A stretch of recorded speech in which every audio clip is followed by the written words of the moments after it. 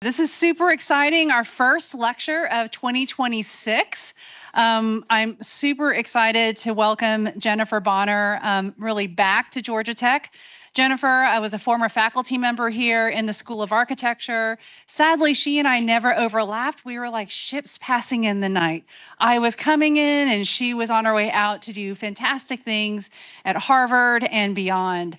As I was digging into a little bit of the history, I needed to give a couple of shout outs, and that is to Max Goggin, who first mentioned to George Johnson, who was chair at that time, you've got to make sure that you talk to Jennifer Bonner. Don't let her go. And so Mac and Meryl, really happy to see you both in the house with us today. And as you all know, Mac and Meryl will be here on February the 11th to deliver the inaugural Design in or Excellence in Design and Practice, a lecture. So really looking forward to that as well. But I'm just so thrilled that Jennifer is back here. I think I asked her, I said, when's the last time that you were back here and gave a lecture? So I think you said it was 2012, the last time you gave a lecture, but that was when she was a faculty member here. So I'm even more excited the fact that we're able to bring her back as part of our spring lecture series. I want to thank the student organizations. This is actually the student org lecture, and it's a tradition that we started I don't know, maybe 10 years ago or something like that. And it just came out of a conversation with the students that they were interested in becoming involved in the lecture series and identifying people that they would like to hear from. And so in conversation with them, Jennifer's name, of course, rose to the top of the list, just with all the things that she is currently doing right now. So I'm really thrilled that the student orgs were supportive of this as well. So with that, I'm going to pass it over to Swathi Kovar, who is the president of EQIA, one of our student orgs, and she's going to introduce Jennifer.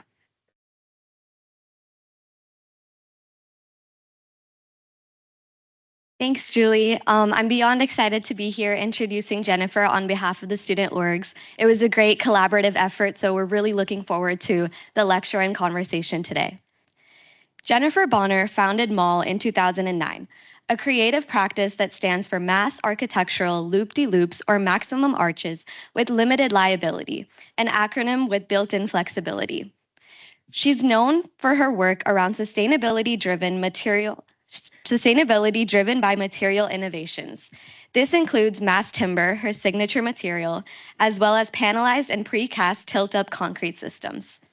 Jennifer's work emerges from radicalizing default construction logics to produce unexpected new forms and results. She is the co-editor of Blank, Speculations on CLT, author of A Guide to the Dirty South Atlanta, editor of Platform, Still Life, and guest editor for the contemporary art magazine Art Papers. Jennifer's work has been exhibited at the National Building Museum, Yiv Yang Gallery, Pink Comma Gallery, Yale Architecture Gallery, Istanbul Museum of Modern Art, and the Chicago Architectural Biennial. Additionally, she holds architecture degrees from Auburn University and Harvard GSD and has received major honors, including a 2021 United States Artist Fellowship and the Architectural League Prize.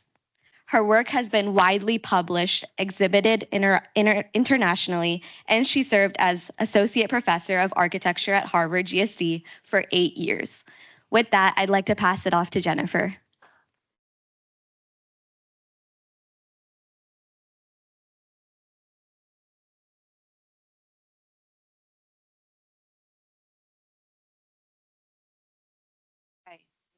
Okay, great. Thank you so much for the introduction, and thank you to all the student groups for the invitation to share my work today. Last night at dinner, I had mentioned that this is my computer always reminds me, because of my filing system, that this is my 86th talk. And as I was walking down here, my uncle, he said, well, at least you won't be embarrassing. Hopefully it's well polished. But for me, this talk is super important for many, many reasons. Firstly, there's kind of an echo. Is that too loud or something? There are many, many friends, mentors, collaborators, former students, photographers, and patrons here today. And it means a lot to be able to share our work from the past 14 years. And I'm going to do something slightly different that I haven't done in previous lectures. I'm going to share the work of artists and Atlanta's creative class, some of which is in the room today. And secondly, I would just say that Georgia Tech has been absolutely foundational to my teaching and the kickstarting of MAL. George Johnston took a risk in 2009, and he hired me to teach a studio, and I proposed something on the topic of tornadoes. So thank you, George, for saying yes. We made this guidebook to the Dirty South about Atlanta. It was a design and research studio. It was 14 students, where we read the city for strange patterns and urban oddities. And we interviewed giants like Goody Mob and John Portman. And then the last time I spoke here, it was around 2012. And I was just trying to loosen everybody up in this very room. And so I passed out these newspapers that I had made for a public art project about Edgar Allan Poe. So some of you are sitting in the same seats, I think. I'm sorry I didn't bring newspapers today, but let's go. So for today's talk, I'm going to talk about how I often mix and combine fake, structural, and ordinary materials deployed into 3 different typologies: the single family house, housing, and a tower. And I'm going to show a new exciting project located on Georgia Tech's campus called Loop, and 2 large-scale urban projects in Portland, Oregon. So MAL is this roving acronym, which stands for mass architectural loop-de-loops, or multiple angles, little lines, or maximum arches with limited liability. And if I'm wanting to sound more professional, I always add the C for LLC. But before diving into mixing materiality, I wanted to introduce the work of MAL through a series of images and a set of guiding principles. And so a disclaimer is this work was made with 1 foot in academia and 1 foot in practice. And it's fair to say that the work at MAL starts with a question rather than a sketch. So here we are flying 4 drones around House Longa and House Esters to scan Mies van der Rohe's use of brick and these large picture windows in Krefeld, Germany. So this is a pair of houses, 2 different clients. This is kind of the back view, the iconic view of these houses. So we had 2 drones in synchronization, starting at the top of the bricks and then scanning down. But 2 drones weren't enough. We needed 2 more drones to kind of make it a performance. And I just want to note that, I don't know why it stopped. The bricks here that Mies are using are fake, but there's a lot of steel in the wall assembly to kind of make these large scale openings. We often look at things outside the discipline of architecture, found in pop culture, like sandwiches, picnics, candy shops, and doll houses. And then just a note that you should always hug your models because they take a really long time to make. I'm interested in the ordinary, like artificial grass and stucco, and the everyday, like wedding photography, or everyday construction techniques seen here with our domestic hats project, which is perched on the kind of front porch. And how all of this material can become the starting point for an architectural project. MAL is interested in the project of representation, which I would argue is the only realm for the architect until she builds. It is the driving influence in all of the work. And for me, a representational project is an architectural project. So this is another axon, and it snaps into view only from the top level of this Hard Rock Cafe parking garage located on Boston's Rose Kennedy Greenway. We have an affinity for fake materials, the kinds that look like one thing but are meant to represent another thing. This is an unbuilt project on the parking deck at the goat farm. We also adore the CLT blank and its potential to reset the field of architecture. A structural innovation, the blank is 9 feet by 50 feet in length. It's now an industrialized object. You can think about it as a scaled up version of a sheet of plywood. And it's the basis for this book that I co-edited with British structural engineer Hanif Kara, Blank Speculations on CLT.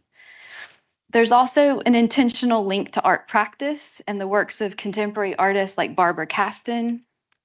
So Barbara Caston used these colored gel photography, and it inspired a project titled Still Life, which became the driving force for an exhibition and publication at Harvard Graduate School of Design.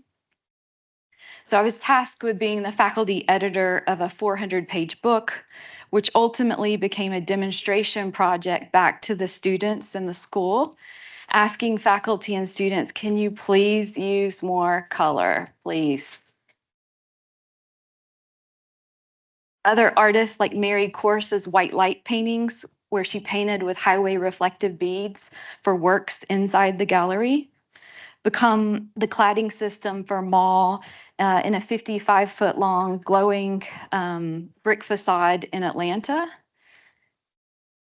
The work is admittedly graphic, and it uses techniques of redaction similar to that of John Baldessari's big circle dots seen here, for 2 accessory dwelling units for the City of Los Angeles's standard plan program. So we designed lean-to ADU and big circle ADU, and it references the all-American lean-to shed while also reinterpreting 2 Los Angeles mainstays, the stucco box and the exaggerated false front. Constantly mixing between high and low, such as White House black trim found in pop culture. Projects and oftentimes are better through collaboration, as seen here in the work of Atlanta-based landscape architect Carly Rickles, as she invents a planting bed system that feels like a graphic carpet. And then there are 2 ways that color appears in my work. First, through color blocking, as seen here in House Gables. And the second is the way we use color through color gradients. So kind of equal doses of syrupy pinks and blues.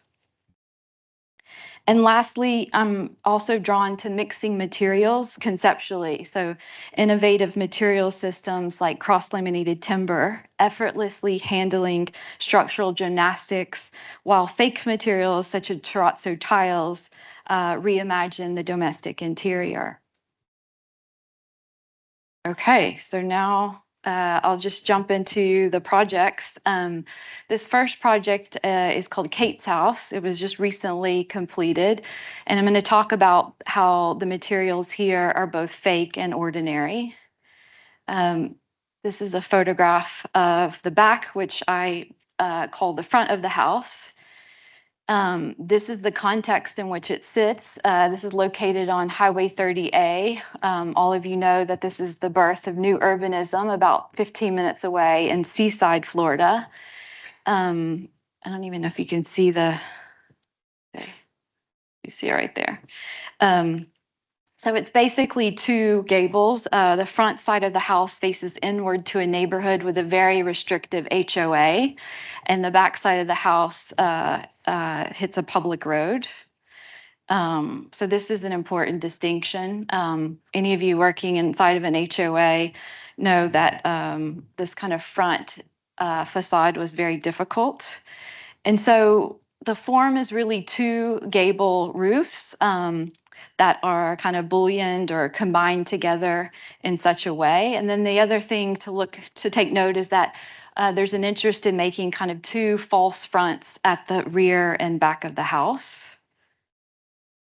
In this case, we're using just pre-engineered standard roof trusses, something I hadn't worked on before, given that House Gables was the first building constructed at Mall. And this photograph's taken by Tim Hersley. And you can kind of see, this kind of false front. It's a volumetric thickness to what would be a very flat facade. And then this is the facade of contention. Basically, an architect out of Atlanta was on the HOA review board committee for this old neighborhood. These houses were built about 20 years ago. And he drew the front elevation and told me that's what I had to build. So rather than getting into too many legal disputes, I just followed along. And so the idea was that where's the place to put geometry? Where's the place to put my architectural droopiness or floppiness? And those happened to be the sides and the back. This was an unapproved facade that we just went ahead and built. And a letter showed up in the mail at some point. But you know, it's about kind of creating these two roofs that are floppy and self-shaded. We're very much interested in kind of the aesthetic of bangs from the 1980s, Farrah Fawcett style. These are the two, this is the unrolled elevations. And if you look and circled in blue, these would be the two pairs of floppy roofs. And they self-shade these two porches.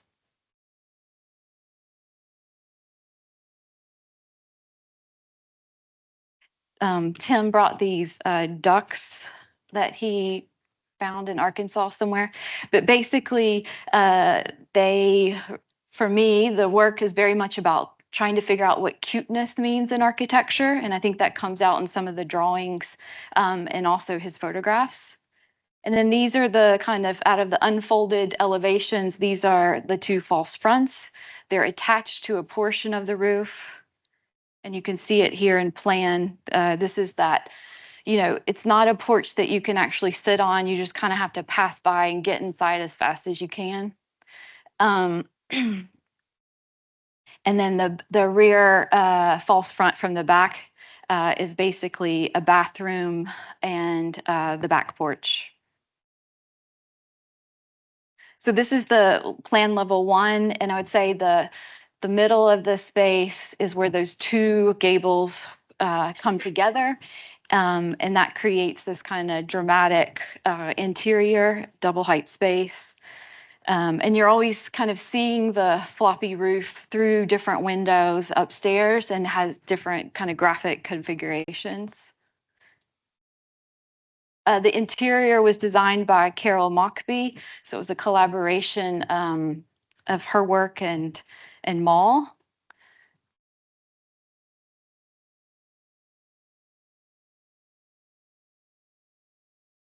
And also a collaboration with a carpentry company in North Alabama who installed all this white oak paneling throughout.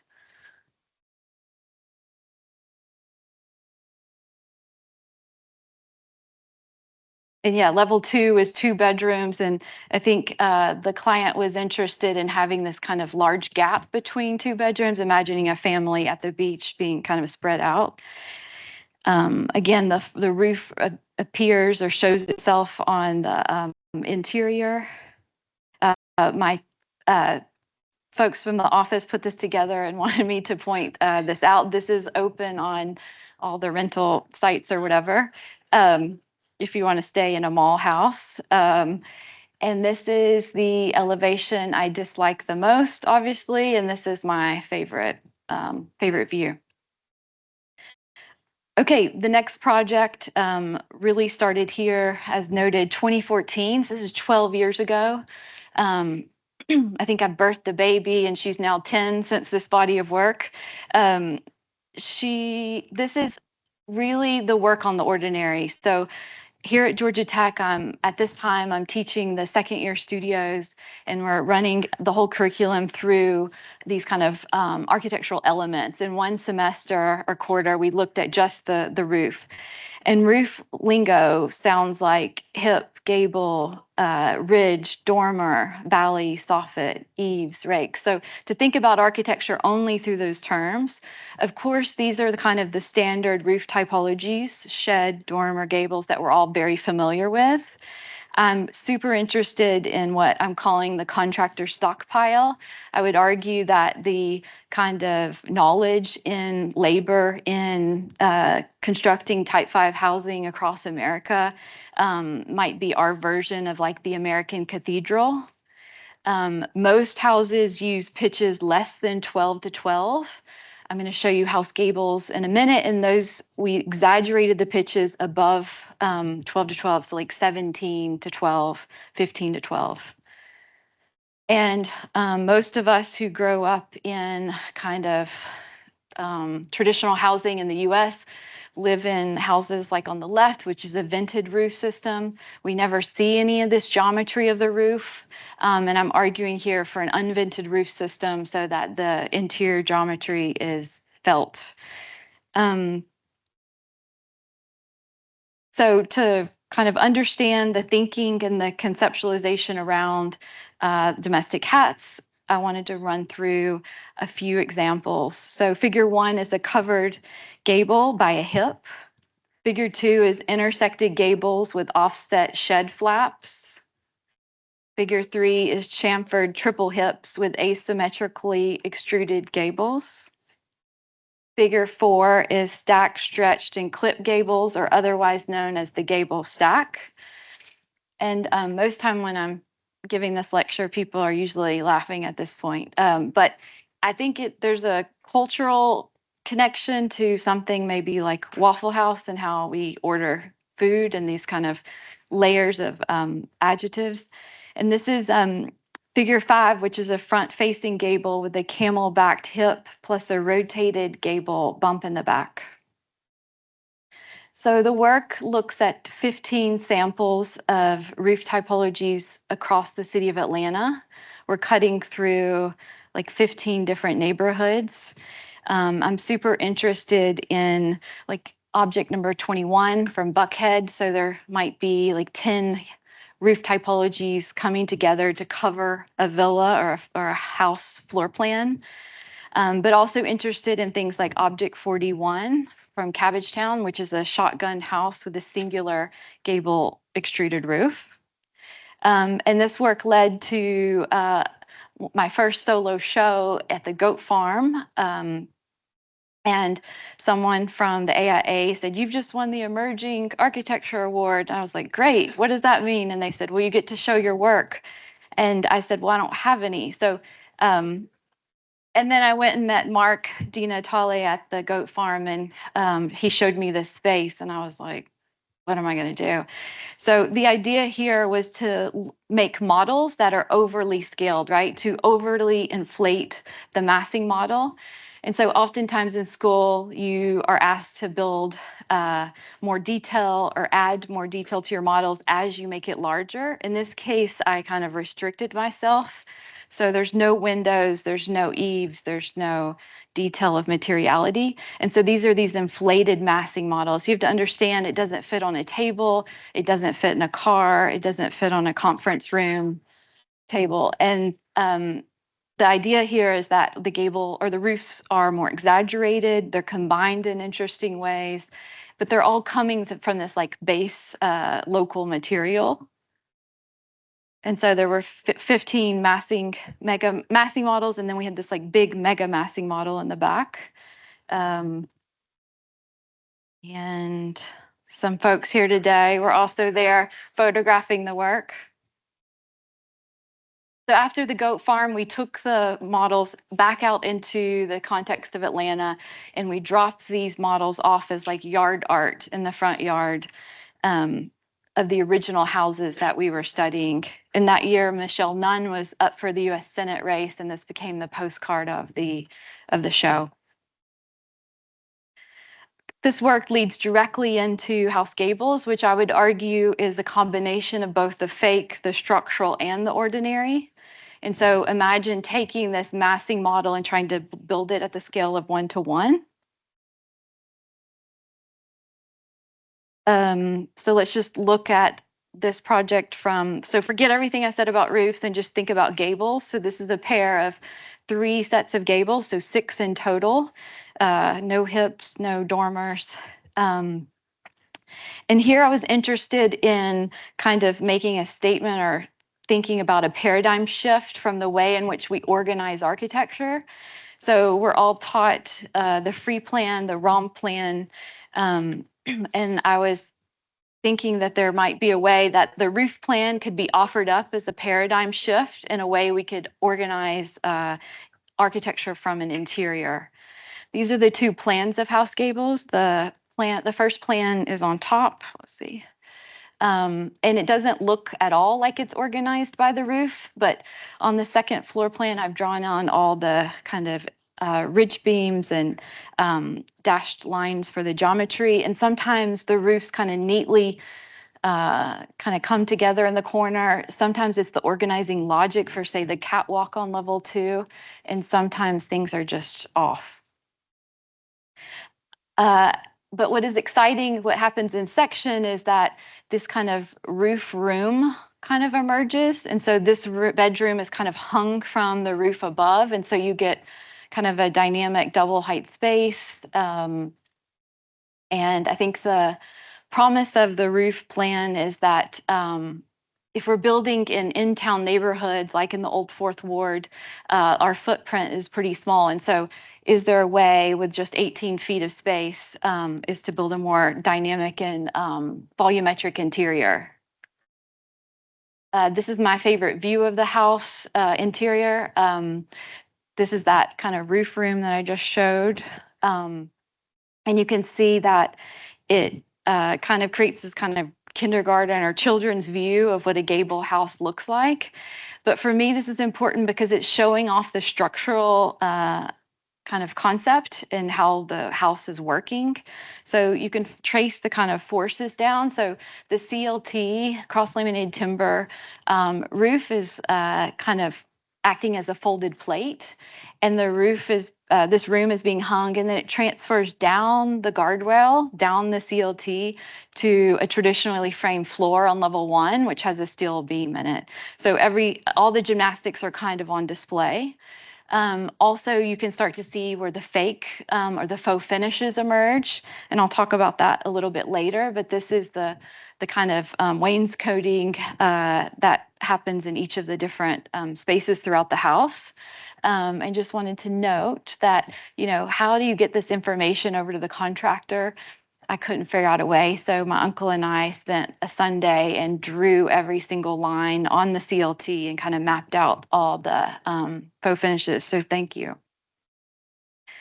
Again, this is the promise of the roof plan, is that these dynamic kind of spatial interiors emerge where different living conditions happen sectionally.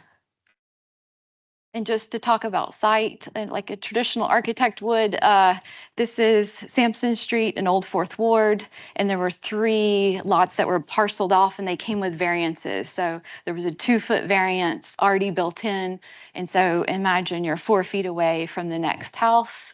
Backs up onto a warehouse, and this is a very, very tight in-town neighborhood. I usually am having to explain this to everybody. I won't explain it to you guys, except that I didn't like the New York Times articles, a glorified sidewalk and a path to transform Atlanta. Thought that was a little bit of a dig. So here we are in construction. Those lots were kind of important. Both were empty at the time. So one sits a 40-ton crane. The other one sits kind of a lay-down yard for all the panels. The house was erected in 14 days' time with a crane and 4 people. The exterior walls are 3-ply CLT. The floor is 7-ply, and the roof panels are 5-ply. And this all sits on a traditionally framed box. This is the installer from Seattle, Washington. He had just built the first CLT house over in Washington by a female architect named Susan Jones, Harvard graduate. And I convinced him to come over to Atlanta to put this house together.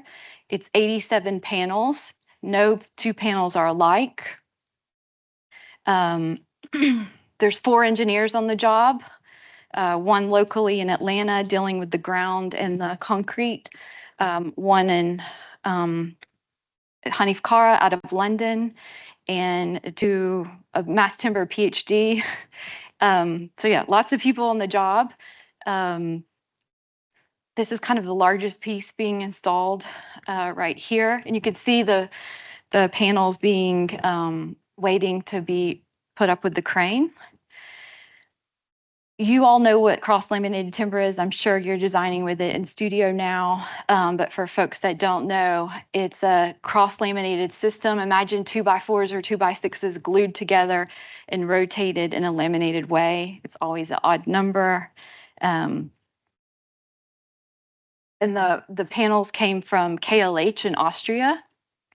At the time, they were the only place that I could find. Nobody in North America could flip mill these panels, meaning you've got the panel on the bed at that scale, which is pretty difficult to do. But 75% of the 3-ply panels needed to be flipped. 100% of the roof panels had to be flipped. And yeah, no North American manufacturer could pull it off at the time. This is a finished product, right? So it's coming from Austria. We're down to machine tolerances of 1/8 of an inch, and it's also the interior finish. So every time it's touched with the crane, it gets kind of knocked around. I'll show that in a second. But yeah, just fits like a glove. I think we had problems with one panel. The last panel was a little hard to go together. But this is an extreme risk taking, right? This is the 3rd house in the country to be built. Anything could have gone wrong. If one panel wasn't there, you can't go buy it. At one point, I did see a chainsaw being used on one of them. But yeah, very steep learning curve, and to kind of pre-plan and pre-organize all the electrical runs, and just learning with the engineers how and what best ways to join these things. So just a simple lesson. It's about kind of the this panel to panel connection. Then you also have these corner conditions, and also where the roof and wall come together. And each were all dialed in with tolerances built in. This was a set of drawings that we made of the erection sequence. So they kind of look like IKEA drawings, but panel 1 is where we're going to install the first panel first. And as we start to move up, on these drawings, the engineer is also putting in the screw lengths and drive and location for each panel. And as we get up to the roof panels, these drawings get more intensified on the project, and they're having to pre-drill them on the ground instead of doing them up in the air. So lots and lots of coordination, and everybody just being very excited about figuring it out. And so if there were 87 panels, there's 87 drawings. We're also worried about the order, right? So you can see the truck pulling up on the left side. That's coming from the Port of Savannah, where they're offloading about 12 panels at a time. And you want to reverse the order so that you're picking the crane and the first one's on top. Usually architects don't get that involved in the kind of coordination of the construction, but there was no other way. And all this is kind of being viewed from 2 places, the security camera, and then also Terry Kearns is my kind of on-site photographer, sending daily pictures on Flickr for me to kind of look at the work. This is after day 1. This is Terry's photo, I think. It looks so thin, and everything looks like a cardboard model. This looks like foam core and us building a model on our desks, but this is mass timber, and it's heavy and it's solid and also fragile. Hanif Kara sent engineers over to the Austrian manufacturer to inspect the wood before it was shipped. So just remember, they sent me this picture, and I said, what is this? Just remember that in a second. Shipped over in construction, in the open containers, they said. I was like, what does that mean? So I think a lot of moisture got in. And here they are being delivered on site. And again, they're just being piled up.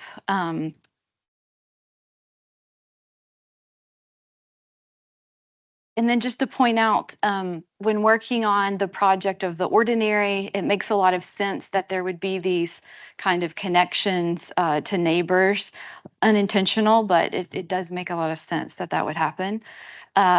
I hired Patrick Higney, an Atlanta-based photographer, to come out and photograph the CLT in a kind of its raw state before they started to dry in the project. And here you can see kind of the hardware, the mechanisms, the electrical outlets, that are routed in from the factory. And the just in the sun over that 14 days, like started turning yellow. So there's this dirty secret to mass timber that you have to kind of sand everything down and seal it and stain it, which is a lot of labor in the end. This is my favorite view of the project taken by Tim Hersley, as kind of coordinating this project. You're spinning around in Rhino for a long time, and the architectural photographer kind of locks in on a view that you've never seen before. Tim photographed the house where he lit it up from the outside. And Lars Sparbrek, who's not here with us today, says that Mall is a very spooky architecture. It's not cute. And he claims that there's some kind of Southern Gothicness happening in the work. This one's important because if you can remember that image from the goat farm and seeing the white models, domestic cats, the idea was try to build one of those models one-to-one in the city of Atlanta. And this is kind of looking back at John Portman, who, as you know, invented a typology with the super atrium. See how we're doing? Okay, I'm going to go fast now. This is the Southern Institute of Faux Finishing. It's in Brandon, Mississippi. Here's where the fake and the ordinary come in. Some of you are Southerners, and you'll know that there's a history of Southerners not having access to expensive materials and having to do whatever we can, make do. And that would be like painting marble on a porcelain bathtub. So this kind of faux marble. Again, Mary Corse's white light paintings are essential and important here. So at Harvard, I had a research student, and we used these glass beads to kind of figure out how to make these like glowing faux bricks. As mentioned, it was exhibited. This is a 1-to-1 scale. This is 4 feet by 4 feet of a stucco panel. And then as I was calling around subcontractors in Atlanta, the stucco guy says, "Oh yeah, we can do fake bricks. We just did this over on Arby's around the corner." But Terry made this GIF for me. Basically, all that research at Harvard meant nothing. This is a sticker. It's a product. You just put it on and you trowel over, the last layer of stucco, and that little sticker peels off. Very satisfying. And you get the depth of the fakeness, right? But what Arby's, doesn't have that House Gables has is a dash finish of these glass reflective beads. Here's all the faux finishes of the interior. This is taken like with a flash. You can see the kind of reflectivity. Yeah, color blocking is important. This is standing in like a faux vinyl concrete room. It's gray. You're looking through to this yellow vinyl, and you're looking back to the terrazzo. Here's where the faux finishes, this wainscoting starts to become functional. It's hiding the electrical runs. It becomes the backsplash on one side of the room. It dives down and is, hiding the electrical on the other side. All the lighting is like, also routed in, and then we plug it back with either the faux finish or with a piece of wood. Yeah, promise of the roof plan is that we can have a domestic spaces with volumetric interiors.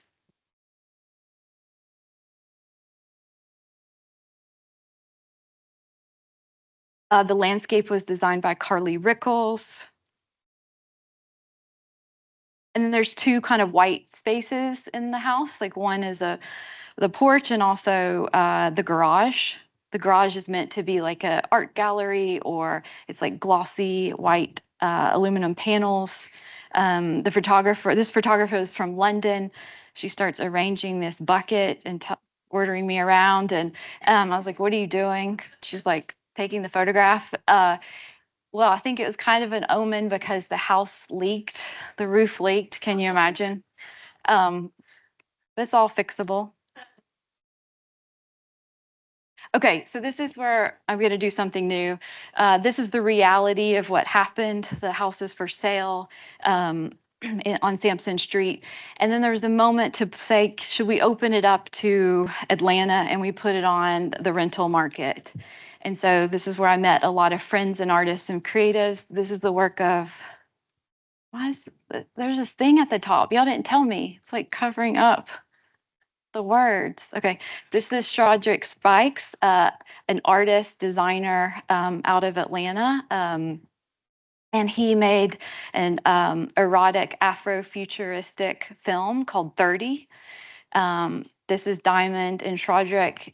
They have a little one with them, Saturn now, but Spellman and SCAD trained duo. These are some of the behind the scenes shots of this work. They shot it during COVID. And this is just fantastic to be able to see how people started to use the house. I had one version of what these faux finishes were, and then to see the creative class of Atlanta kind of do their creativity on top of these backdrops was incredible. This is photographs from Nicole Hernandez. She is working with an artist and musician called Yuli, and she takes this series of photographs for her album artwork cover. And it's just fascinating to see an art photographer and the way that they interpret architecture. And then they brought in these pink and blue lights, and then I just almost died, you know. And y'all know why, because y'all were paying attention to the lecture. Next, I called up Amy Landisberg, a longtime artist here in Atlanta, and she said, why don't we do a show? And said, let's bring William Downs. And so Amy's work's on the left, William Downs is on the right, and we turned House Gables into a party in an art salon one summer. So William brought hundreds of drawings. He's off teaching in Florida today and couldn't make it. And then Amy was working on these like 8 pieces that were very intense, rigorous, like nail and hammer, like figure grounds. And so here's their work inside the house. And then artist and designer Joe Dreyer, who's here with us, who oftentimes you'll know his work through murals all around the city. And oftentimes he uses architecture and buildings every day or special ones as kind of the canvas to imagine a new world. The current owner of House Gables, we were trying to make this happen somehow. We still should try. And yeah, just to say that meeting someone on Flickr who was a documentarian in town, who was obsessively taking pictures of architecture, houses, history, and art I'm extremely grateful for that relationship and all of his documenting all along the way. Director Sean Kelly decides to make a music video in the house for Lotto, and it's called Long Way. And then Doughboy did a video as well featuring Moneybag Yo.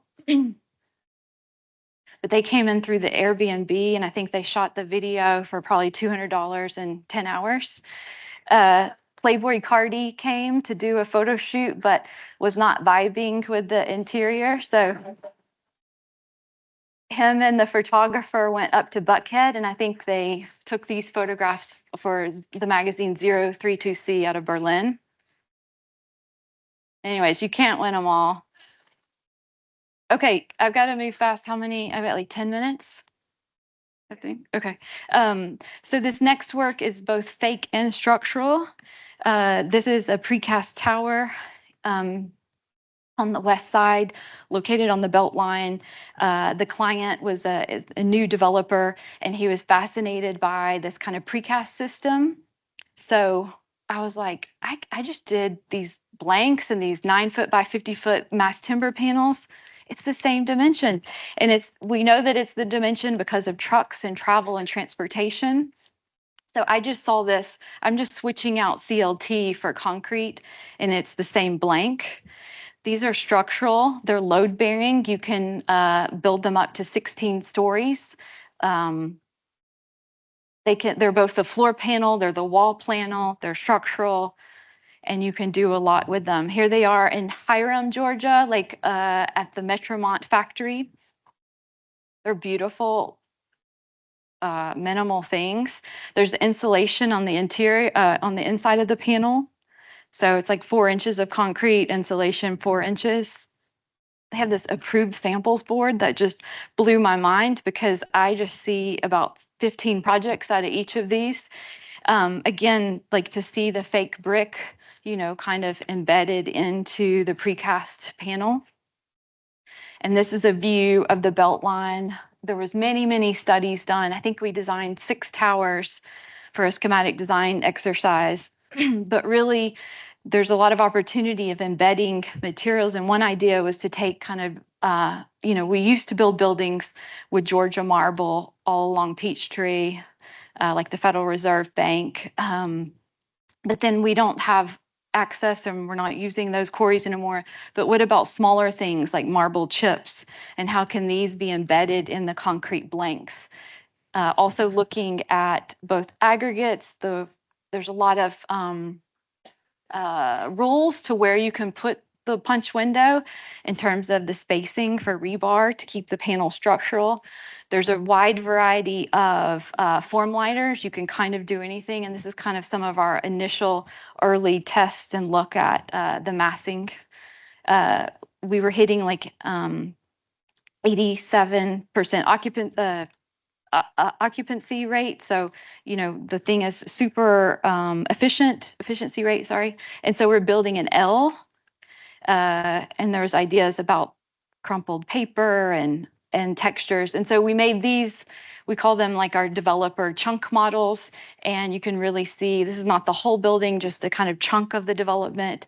And you can start to see how the blank really creates these kind of micro cantilevers, and also variability in terms of the overall graphic of the project.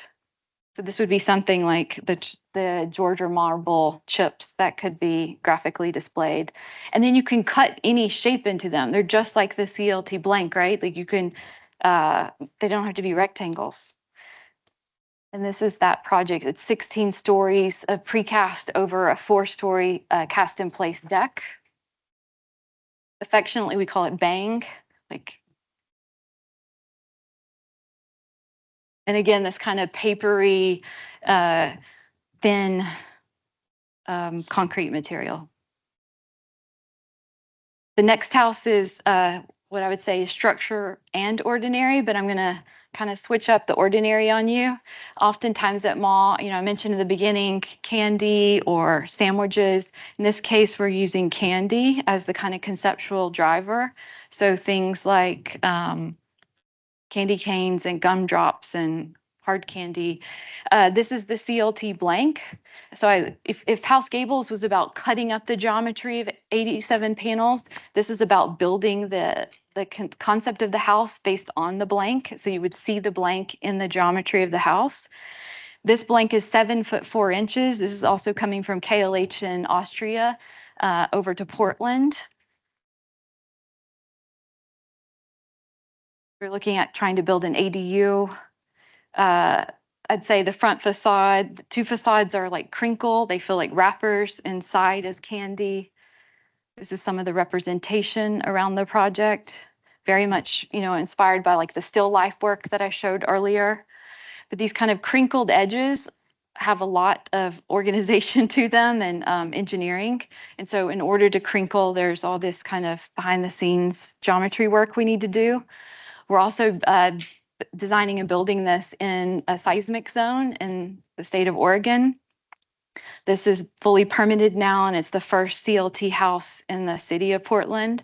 There's tons of mass timber buildings out there, but nobody's wanted to build a house with it yet.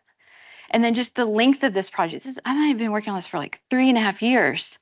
It's still not built. But this is the kind of energy and non-stop kind of ideas and flow in order to work through what a blank/candy house looks like. What's exciting about these CLT panels and blanks is that they come together, and imagine it like this big surface, right?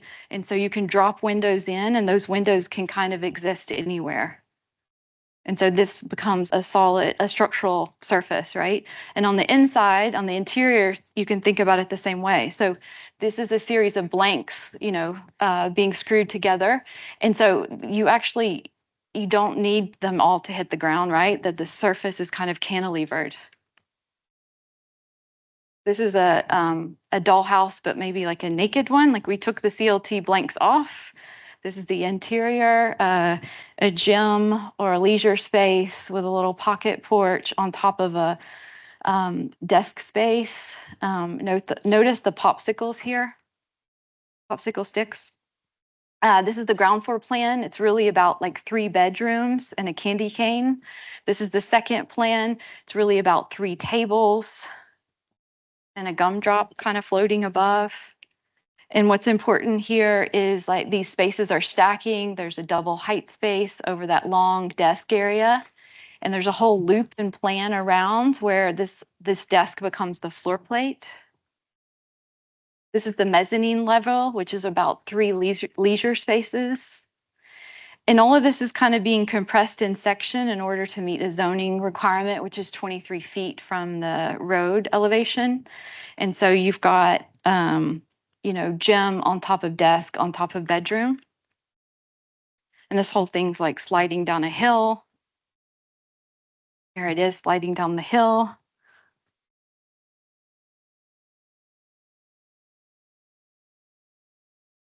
Kind of telescopic series of spaces. Again, building another dollhouse. It's hard to tell in this photograph, but it's the dollhouse scale, so 1 to 12. And then projects have crazy lives, and you kind of measure their success in different ways. But I got this text message one day from my brother, and he lives in Alabama, didn't even know the house was for sale. And the measure of success is if it shows up on Zillow Gone Wild on Reddit, because then you get to like engage with pop culture. And they get it, they get it right. This is exactly right.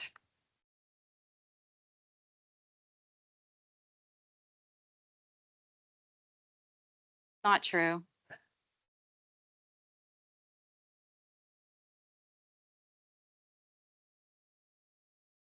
This is my favorite one.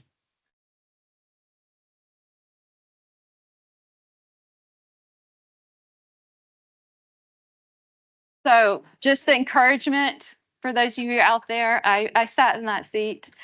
Okay, so I've got to finish with this. This is called Loop. It's a very important project and very close to this building. This is a new arts venue on Georgia Tech's campus in a new area named the Creative Quarters. And so this is a former Randall Brothers building, not too far from here. This is a molding company that's historically kind of had 7 acres for their property over time. And this will be called Loop. It's going to be powered by the Goat Farm, who is managing. It's a temporary art space. And really, this is the work of a lot of people in this room. And the ambition here is like coming all the way from the president and the kind of livelihood of what the arts could do on Georgia Tech's campus. So, folks like Jason Freeman from the Provost of the Arts and Bernie Robert, the campus planning group, your very own Dean Bassett has been really trailblazing. You all know that there's a new curriculum inside the College of Design, Arts, Entertainment, and Creative Technologies. And so there's a real effort on campus to connect the arts inside of the school. Y'all know that there's Tech Square and Science Square. Creative Quarters would be the next kind of development adding to the mix of campus life. The Goat Farm worked with Christopher Knowles, a branding and identity designer, who created this lockup. It's 7 acres. Again, this is a temporary project. So imagine getting a commission to design a project, but it's only going to be around for 3 years, supposedly. So it's a very light touch architecture. it's really listening to the client, which is the goat farm in Georgia Tech, about how to inhabit this building and how to use it for a 36-month-long schedule. So a team of art advisors and curators joined forces with our group, Mall and Stainer Architects, who joined forces with a concert producer out of LA, who joined forces with the goat farm. And you will see over the next 3 years a series of large-scale events that's kind of exploding out of the building onto the site, and also intimate small settings. So I would encourage you all to look at how to get connected to that building and the programming. So this is the civil engineer, Paul Flippo, and we're really following the lead of the goat farm and Mark and Allie, who, want this to kind of be this, ruin in the city. I mean, that fence is like, that's the crosswalk to campus. So this is a very interesting landscape. The building's beautiful. It's currently under construction, and it's going to be a series of artist studios and larger event space. Again, the original use of the building were these kind of moldings. Were so attracted to their geometry and their shape. And this is out of the Randall Brothers catalog. And so the proposal by Mall and Stainer was to make this kind of super thin curtain that it can be flexible and can create a series of spaces. And then the additional item that we added was something kind of stolen deep within the Atlanta essay by Rem Koolhaas, where he talks about Atlanta not being a city, it's a landscape. And so we're creating this space with both a curtain and these planters that move around in a variety of configurations. Here's the 2 strips of artist studios right here. And then there's the curtain in the center. In storage, it kind of spirals up to like the spiral jetty configuration, or it kind of tucks behind an immersive studio. And so really looking at how do you get 70 seats and 40 plants? How do we have standing room concert of 1,500? How do you set up kind of a lecture like this, or have a kind of forum in the center, or a 50-foot dinner in the center of the space? 50-seat dinner. Y'all know what I'm saying. This is the kind of entryway, and that there's these kind of flexible rolling carts and bars. And this really came out of a conversation with Mark and Allie and how they have to operate the space and their kind of needs and demands versus the temporariness and the kind of light touch. The immersive studio is going to be exciting. It can pose as an immersive studio or as a gallery. And again, this is a place for the goat farm to book talent and kind of all the weird stuff that they do at the goat farm, bringing those ideas and that energy and that creativity onto campus. And so check out that project there. And just ending on this project, I'll just touch on, there's 2 massive projects. I was asked to curate a team of designers from across the country, working with folks out of New York, architects and landscape architects, and some folks out of LA. And we just went through a 10-week concept design phase, running 2 parallel projects at once. This is site number 1. It's called Albina Riverside. It's a former grain silo on the Willamette River. The 1803 Fund is the client, and they're going to rebuild a Black neighborhood inside of the city of Atlanta. And they bought this building, and they're going to connect back to the river in a very beautiful story. And Mall participated with ADWO, a group out of New York, and designed this signature kind of landscape, connecting the public back down to the water. Simultaneously, Mall is working with another set of architects and landscape architects on this development called Low End, and it's a kind of district scale development. It's 3 urban blocks. It was a lot of work, very fast. And now we're about to start schematic design phase on some of those projects and keep pushing the concept design along. I think I went over. Thank you so much for being here. Standing room only.